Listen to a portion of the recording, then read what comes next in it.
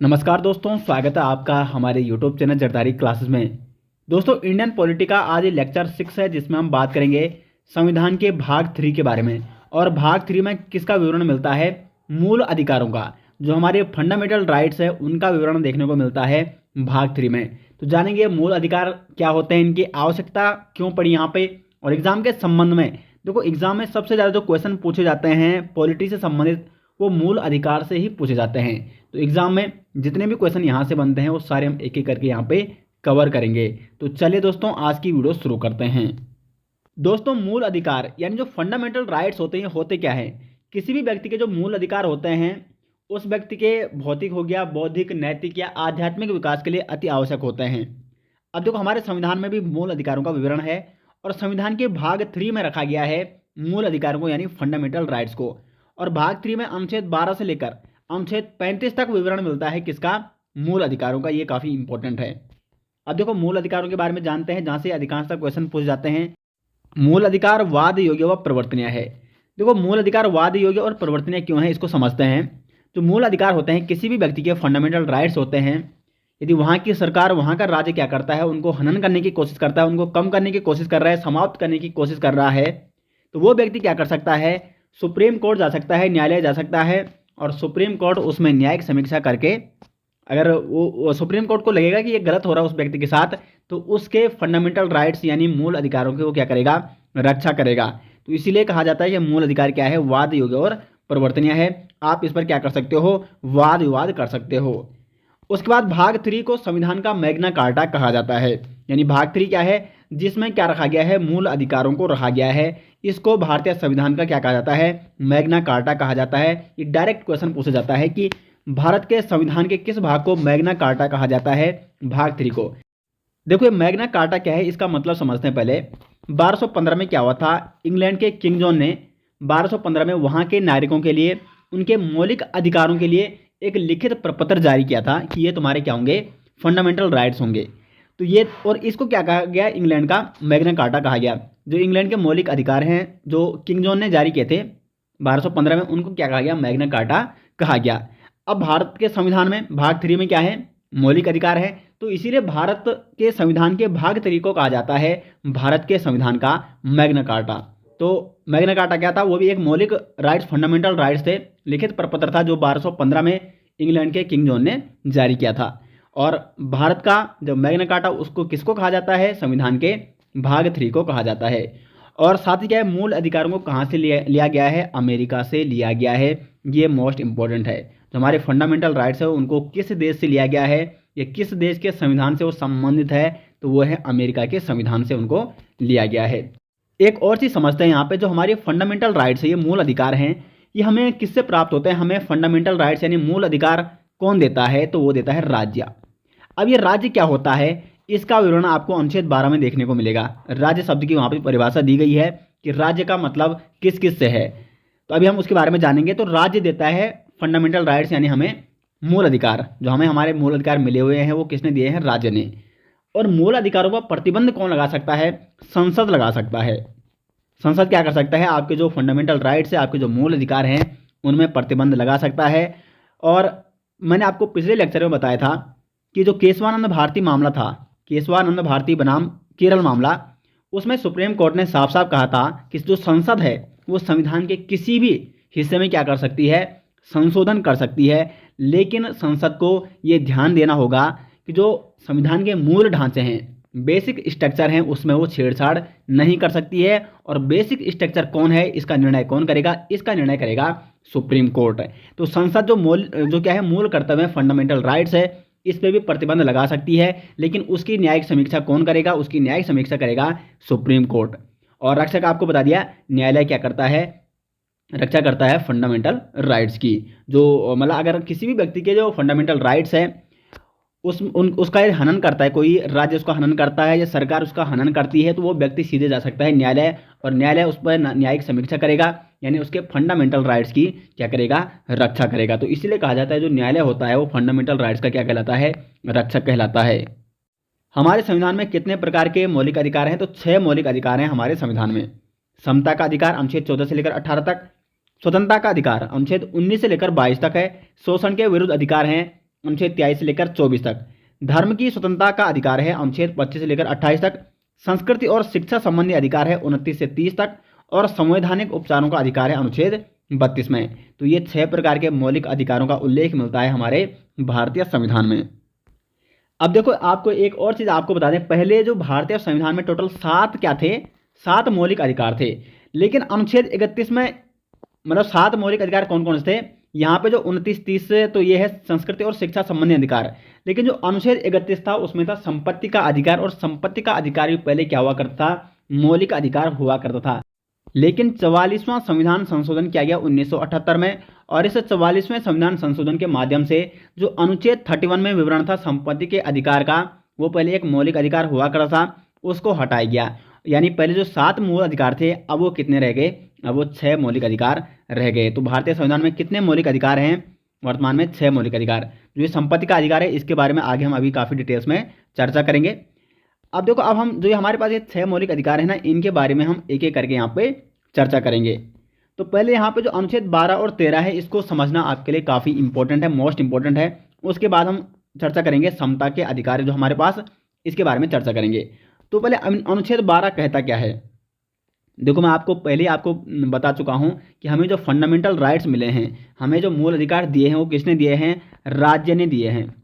अब ये राज्य क्या है, मूल अधिकारों के संदर्भ में राज्य की परिभाषा। क्योंकि जब आप मूल अधिकार पढ़ते हो, जब आप फंडामेंटल राइट्स पढ़ते हो, तो यहाँ पे बार बार राज्य का विवरण मिलता है। राज्य इस प्रकार के तुम्हें अधिकार देगा, राज्य तुम्हें क्या देगा, स्वतंत्रता देगा, राज्य समता देगा, कुल मिला के ये सभी मतलब राज्य किसी के साथ भेदभाव नहीं करेगा, इस प्रकार के विवरण मिलते हैं। तो प्रत्येक जो मूल अधिकार है उसमें राज्य शब्द दिया गया है। तो अनुच्छेद 12 क्या करता है, उस राज्य शब्द को डिफाइन करता है। यानी मूल अधिकारों के संदर्भ में जो राज्य शब्द दिया गया है, राज्य शब्द की परिभाषा कौन देता है, अनुच्छेद 12 देता है। तो अनुच्छेद 12 में क्या है, राज्य की परिभाषा है। अब ये राज्य क्या है इसको समझते हैं। राज्य शब्द का अर्थ है यहाँ पे भारत सरकार और संसद से, या राज्य में राज्य की सरकार और विधानमंडल, या आपका जो स्थानीय शासन होता है जैसे पंचायत और नगर निगम, ये सब क्या है, ये सब राज्य के अंतर्गत आते हैं। या साथ ही साथ जो भारतीय जो सरकार है, जो भारत की सरकार है, उसके कुछ संवैधानिक और वैधानिक क्या है जो संस्थाएं हैं, कुछ संस्थाएं भारत सरकार की, तो वो भी इस राज्य के अंतर्गत आती हैं। तो ये सभी आपको ये क्या देते हैं, फंडामेंटल राइट्स देते हैं, मूल अधिकार देते हैं। तो अनुच्छेद 12 में क्या है, राज्य की परिभाषा दी गई है। इन सब से मतलब इन सब का अर्थ क्या है, राज्य से है। अनुच्छेद 13 क्या कहता है, मूल अधिकारों का अल्पीकरण करने वाली विधियां शून्य होंगी। यानी अनुच्छेद 13 में उल्लेख मिलता है मूल अधिकारों के अल्पीकरण का। अभी अल्पीकरण क्या है इसको समझो पहले। यानी जो राज्य है, राज्य की परिभाषा आपको अनुच्छेद 12 में बता दी है। राज्य क्या होते हैं, राज्य आपकी केंद्र सरकार होती है, आपकी राज्य सरकार होती है, या जो भी पंचायत हो गई, नगर पालिका, ये सभी राज्य के अंतर्गत आती है। यानी ये राज्य अगर कोई ऐसा कानून या ऐसी विधि पारित करते हैं जिससे आपके फंडामेंटल राइट्स का अल्पीकरण होता है, आपके फंडामेंटल राइट्स यानी मूल अधिकार क्या होते हैं, कम होते हैं, या आपके मूल अधिकारों को समाप्त करने की कोशिश की जाती है इन विधियों द्वारा, तो ये सभी विधियां क्या होंगी, शून्य होंगी। यानी मूल अधिकारों का अल्पीकरण करने वाली विधियां शून्य होंगी। राज्य किसी भी ऐसे कानून को क्या नहीं कर सकता है, मतलब ऐसी विधियां नहीं ला सकता है। अगर वो ऐसी विधियां लाता है तो उसकी न्यायिक समीक्षा आप कर सकते हो। यहाँ पे साफ साफ लिखा है, देखो यहाँ पे, अर्थात कोई भी ऐसी विधि जो मूल अधिकारों का हनन करती है उसकी न्यायिक समीक्षा की जा सकती है। आप क्या जा सकते हो, आप न्यायालय जा सकते हो, हाई कोर्ट जा सकते हो, सुप्रीम कोर्ट जा सकते हो। फिर सुप्रीम कोर्ट या हाई कोर्ट उसकी न्यायिक समीक्षा करेगा, और उसके आधार पर यदि सुप्रीम कोर्ट या हाई कोर्ट को लगेगा कि किसी व्यक्ति के फंडामेंटल राइट्स यानी मौलिक अधिकारों का हनन हो रहा है, तो राज्य द्वारा जो भी विधियां लागू की गई थी वो विधियां, उन विधियों को अवैध घोषित किया जा सकता है। तो कुल मिला के मैंने आपको पहले ही बताया था कि जो मौलिक अधिकार हैं उनका रक्षक कौन है, सुप्रीम कोर्ट और हाई कोर्ट, यानी न्यायालय मौलिक अधिकारों का रक्षक होता है। तो अनुच्छेद 13 में इसी चीज़ का विवरण है कि जो आपके फंडामेंटल राइट्स है, आपके मौलिक अधिकार हैं, उनका अल्पीकरण नहीं किया जा सकता है। उसके लिए यदि कोई करता है तो फिर आप सुप्रीम कोर्ट या हाई कोर्ट जा सकते हो, उसमें न्यायिक समीक्षा हो सकती है। तो इसका संबंध आपके जो मौलिक अधिकार हैं उनका अल्पीकरण से संबंधित है यहाँ पे अनुच्छेद 13। बढ़ते हैं अब यहाँ पे हमारे जो मौलिक अधिकार हैं। तो सबसे पहले बात करेंगे समता का अधिकार यानी समानता का अधिकार है, जो जिसका उल्लेख हमें मिलता है अनुच्छेद 14 से लेकर अनुच्छेद 18 तक। तो सबसे पहले बात करेंगे अनुच्छेद 14 में क्या उल्लेखित है। अनुच्छेद 14 कहता है, राज्य विधि के समक्ष समता या विधियों के समान संरक्षण से वंचित नहीं करेगा। अनुच्छेद 14 में दो बातों का यहाँ पे उल्लेख है। विशेष ध्यान दीजिए यहाँ पे, राज्य विधि के समक्ष समता, एक इस बात का उल्लेख है, यानी राज्य विधि के समक्ष समता से वंचित नहीं करेगा। दूसरा उल्लेख है विधियों के समान संरक्षण से वंचित नहीं करेगा। तो ये वाला पॉइंट है, ये लिया गया है यूके यानी इंग्लैंड से, और ये वाला पॉइंट लिया गया है अमेरिका से। अब इन दोनों को समझने का प्रयास करते हैं कि इन दोनों में अंतर क्या है। तो पहले जो यूके यानी इंग्लैंड से लिया गया है, राज्य विधि के समक्ष समता से वंचित नहीं करेगा, यानी जो राज्य है, राज्य की परिभाषा आपको बता रखी है अनुच्छेद 12 में। तो राज्य सभी के लिए, जो भी व्यक्ति हैं उनके लिए समान विधि, यानी विधि के समक्ष समता, जो भी कानून बनाएगा सभी के लिए समान कानून बनाएगा, समान विधि बनाएगा। अब ये एक क्या है, नकारात्मक विचार है। नकारात्मक विचार कैसे है ये समझ लेते हैं, क्योंकि सभी व्यक्तियों के लिए समान कानून नहीं बन सकते हैं। जो आपके अमीर वर्ग हो गया, गरीब वर्ग हो गया, या जो पिछड़े वर्ग के लोग हैं, उनके लिए कुछ विशेष कानून यहाँ पे बनाने होते हैं, और अगर उनके लिए हम विशेष कानून नहीं बनाते हैं तो उनका उत्थान नहीं हो पाएगा। अगर हम बात करें एक और एग्जाम्पल की, महिला और पुरुषों की, महिलाओं के लिए कुछ विशेष प्रावधान लाने पड़ते हैं, उनके लिए कुछ विशेष कानून बनाने पड़ते हैं। जैसे एक एग्जाम्पल मैं आपको बता रहा हूँ, महिलाओं को किसी क्षेत्र में आरक्षण दे दिया, तो वो क्यों दिया जा रहा है उनको? क्योंकि महिलाओं को बढ़ावा देना, महिलाओं का उत्थान करना, सभी को बराबरी पे लाना। तो जो ये कह रहा है राज्य विधि के समक्ष समता से वंचित नहीं करेगा, ये क्या कहता है कि सभी को, चाहे वो स्त्री है, पुरुष है, अमीर है, गरीब है, सभी को समान कानून, सभी के लिए समान विधि, सभी के लिए समान कानून होने चाहिए। तो ये वाला पॉइंट जो इंग्लैंड से लिया गया है, इसलिए इसको कहा जाता है नकारात्मक विचार।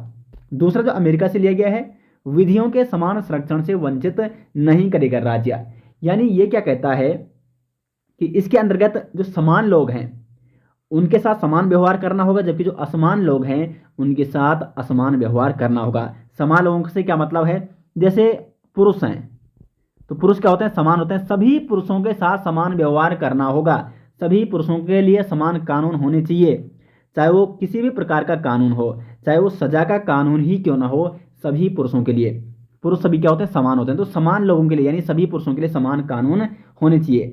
महिला, सभी महिलाओं के लिए समान कानून होने चाहिए।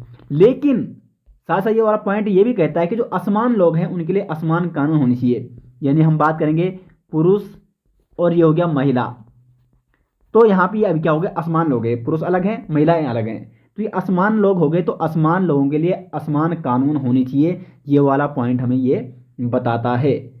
तो अब आपको समझ में आ गया होगा कि ये वाला पॉइंट कहता है कि हाँ, कहीं ना कहीं किसी प्रकार का क्या किया जा सकता है, जो आपका कानूनी भेदभाव है वो किया जा सकता है। तो इसीलिए इसको क्या कहते हैं, सकारात्मक विचार इसको कहा जाता है। साथ ही साथ इसको सकारात्मक भेदभाव भी कहा जाता है, क्योंकि कहीं ना कहीं ये भेदभाव की बात कर रहा है ना, क्योंकि ये बोल रहा है कि जो असमान लोग हैं उनके लिए असमान कानून होने चाहिए, यानी जैसे पुरुष और महिलाएं, इनके लिए कहीं ना कुछ कानून अलग होने चाहिए। ये जो गरीब वर्ग के लोग हैं, अमीर वर्ग के लोग हैं, गरीब वर्गों के लिए कुछ विशेष ऐसे कानून बनाए जाने चाहिए जिससे उनका उत्थान हो सके। तो कहीं ना कहीं ये भेदभाव की बात कर रहा है, लेकिन जो ये भेदभाव हो रहा है उससे क्या हो रहा है, एक पॉजिटिव, एक सकारात्मक प्रभाव देखने को मिल रहा है, सकारात्मक विचार उत्पन्न हो रहा है। तो इसलिए इसे कहा जाता है सकारात्मक भेदभाव का विचार। लेकिन अगर यहाँ पे भेदभाव किया जाता है तो अनुच्छेद 14 का उल्लंघन नहीं है, इससे कोई कानूनी क्या नहीं हो रहा है, भेदभाव इसको नहीं माना जाएगा। तो अनुच्छेद 14 में ये दो चीज़ें आपको आसानी से समझ में आ गई होंगी। विद एग्जाम्पल मैंने आपको इसको समझाने की कोशिश की है। देखो अनुच्छेद 15 क्या कहता है, आप इसको देख लेते हैं। राज्य धर्म, मूलवंश, जाति, लिंग या जन्म स्थान के आधार पर विभेद नहीं करेगा। यानी जो ये आपके 5 आधार दिए गए हैं, धर्म हो गया, मूलवंश हो गया, जाति हो गया तीसरा, लिंग हो गया चौथा, और जन्म स्थान हो गया पांचवा।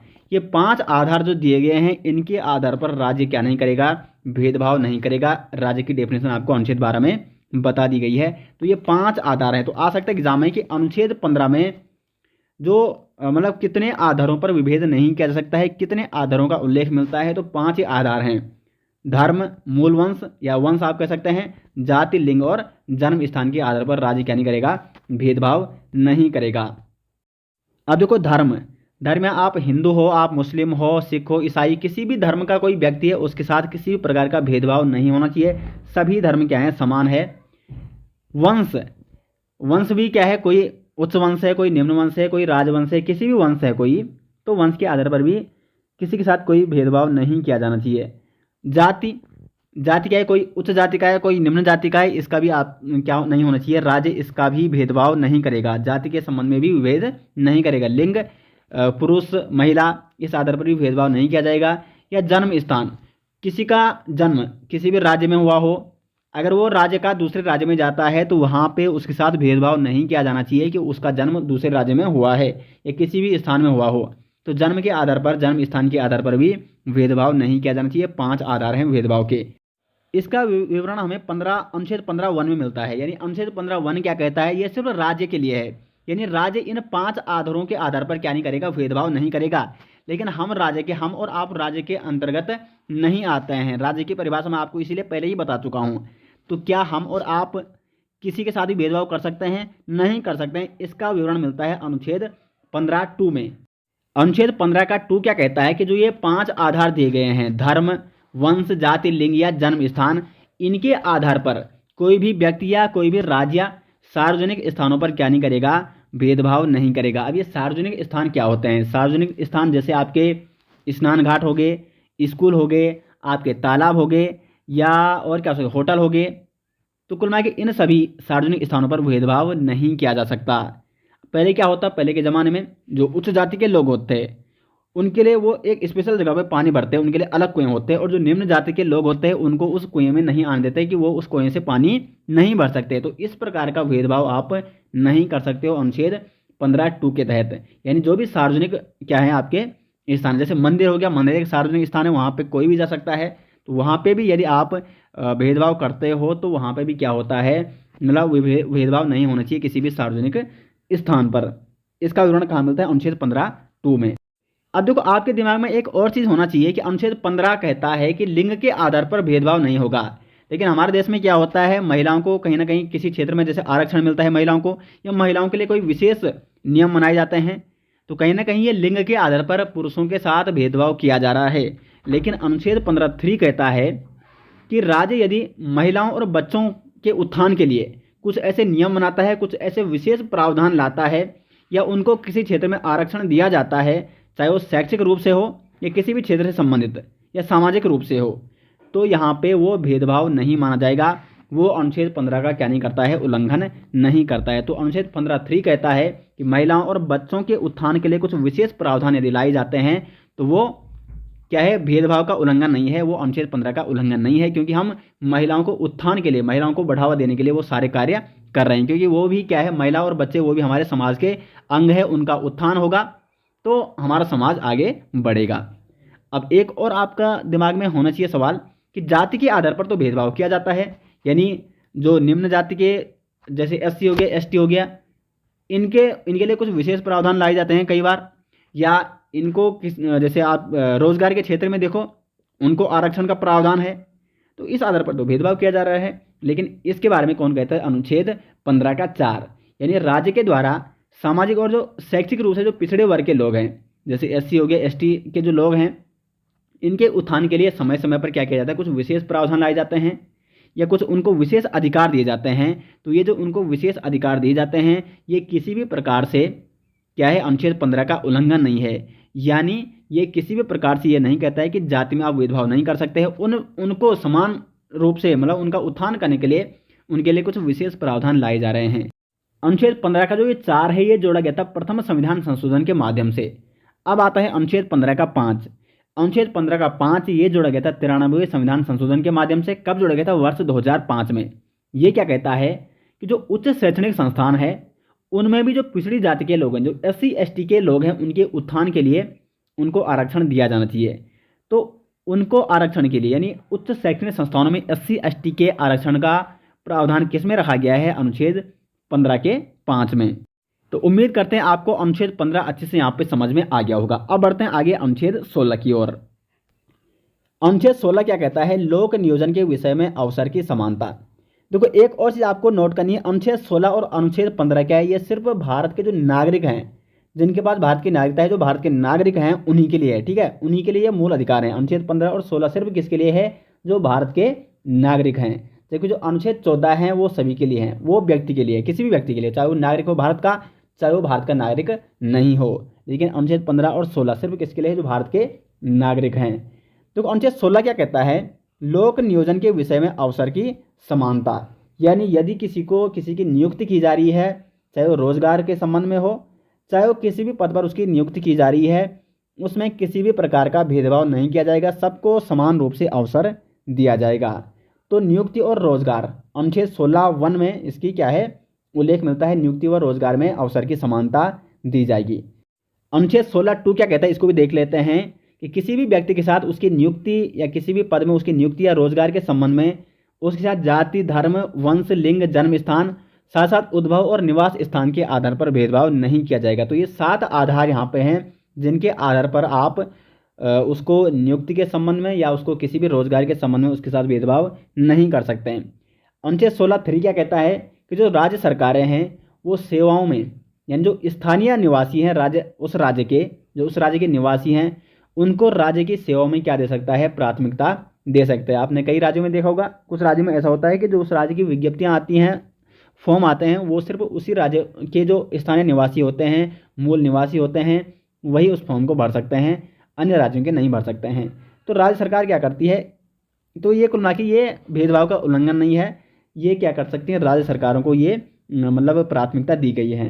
अनुच्छेद 16(4) क्या कहता है कि यहाँ पे देखो अवसर की, तो आपने ठीक कह दिया कि अवसर की सबको समानता दी जाएगी, लेकिन जो पिछड़ी जाति के लोग हैं उनको आरक्षण दिया जाता है, तो ये अवसर की समानता का वैसे तो उल्लंघन है, लेकिन इसीलिए अनुच्छेद 16(4) इसकी क्या करता है, इसको परिभाषित करता है कि जो पिछड़े वर्ग के लोग हैं इनको राज्य के अंतर्गत नियुक्ति और जो रोजगार हैं उसमें इनको आरक्षण दिया जाएगा, इनको आरक्षण प्रदान किया जाएगा, क्योंकि हम इनके उत्थान के लिए ये सब कार्य कर रहे हैं। इनको हमें क्या लाना है, मतलब बराबर पे लाना है, बराबरी का दर्जा देना है। तो इसलिए अगर हम इनको रोजगार या इनको नियुक्ति में क्या देते हैं, आरक्षण देते हैं, तो ये अवसर की समानता का उल्लंघन नहीं माना जाएगा। अब है अनुच्छेद 17। अनुच्छेद 17 क्या कहता है, अस्पृश्यता का अंत, यानी छुआछूत का अंत। देखो पहले क्या होता, जो उच्च जाति के लोग होते थे वो निम्न जातियों के लोगों के साथ भेदभाव करते थे, इस आधार पर, छुआछूत के आधार पर।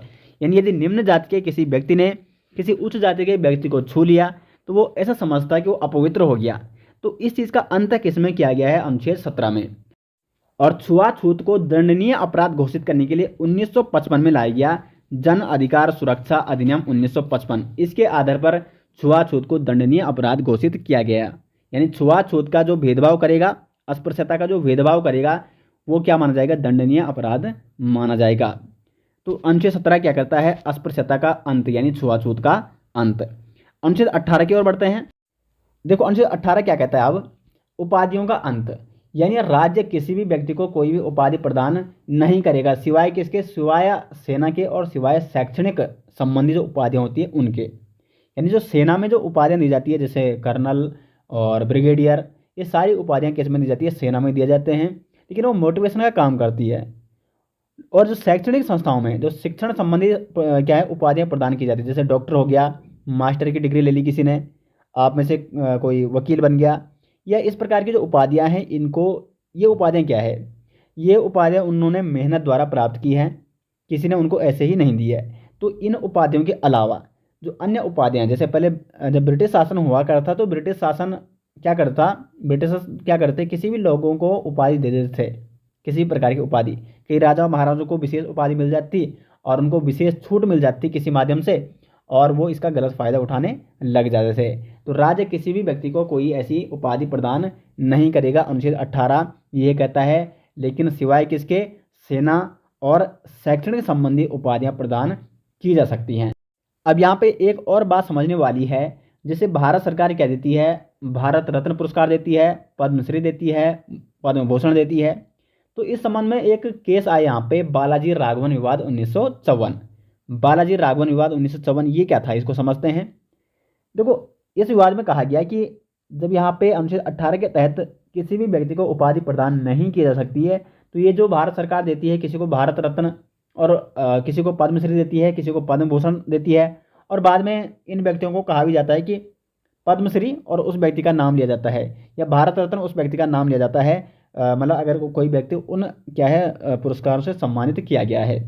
तो इस पर यहाँ पे फैसला सुनाया गया और इसको कहा गया कि जो ये दिए जा रहे हैं ये पुरस्कार हैं, ये कोई उपाधि नहीं है। भारत रत्न, पद्मश्री हो गया या पद्म भूषण हो गया, ये सभी क्या हैं, पुरस्कारों की गिनती में आते हैं। ये कोई उपाधि नहीं दी जा रही है।